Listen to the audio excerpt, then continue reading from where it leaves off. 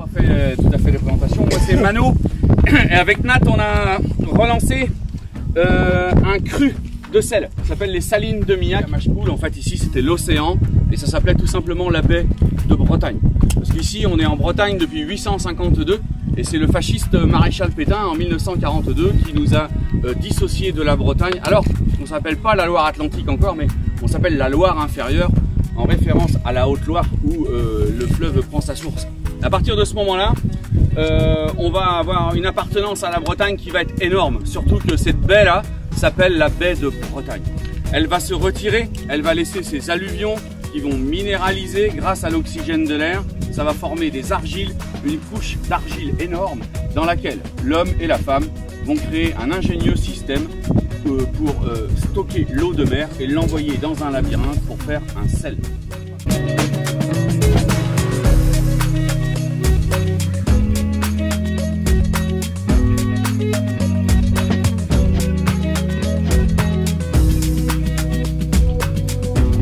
Il fait une immense découverte.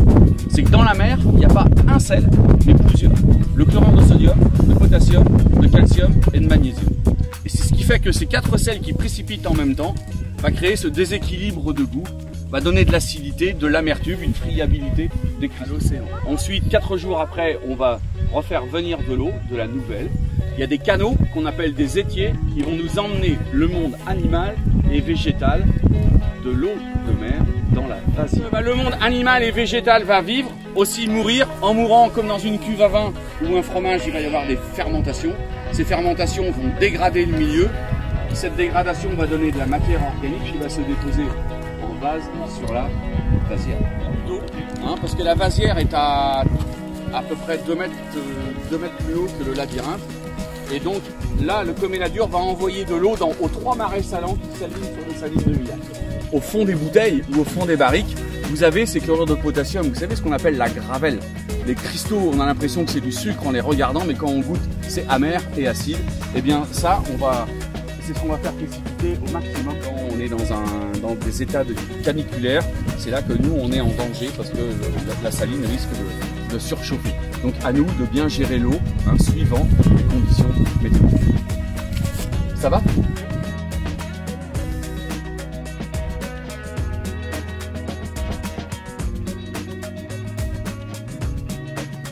Mais avant, il faut parler de ces homères et puis ces 2 êtres de l'extrême qui y vivent. Alors, on a une algue bactérie qui s'appelle la Dunaliella salina. Elle va dégager 2 substances. La première substance, c'est le bêta-carotène, ce qui explique la couleur de l'eau. D'accord ? Donc cette eau, elle peut varier du orange au rose. Et ensuite, une deuxième substance qui va apporter le côté suave au sel, c'est la glycérine. D'accord ? Donc l'eau est extrêmement grasse. On appelle ça l'eau mer. Et quand l'écosystème Artemia Duna est bien présent, eh bien ça veut dire qu'ici tout va. On a bien bossé, la marée est bien préparée et puis on va attendre les premières cristallisations.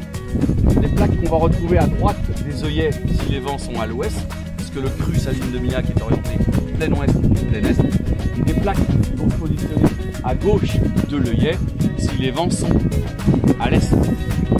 Avec cet outil qui est en bas là, on appelle ça les lousses à fleurs de sel.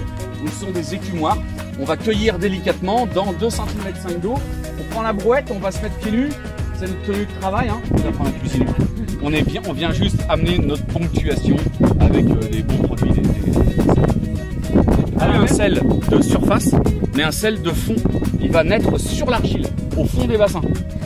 Il va pousser à la verticale et à l'horizontale.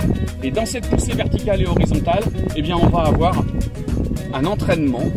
Ça va entraîner les oligo-éléments, les minéraux propres à l'argile qui est le support de production.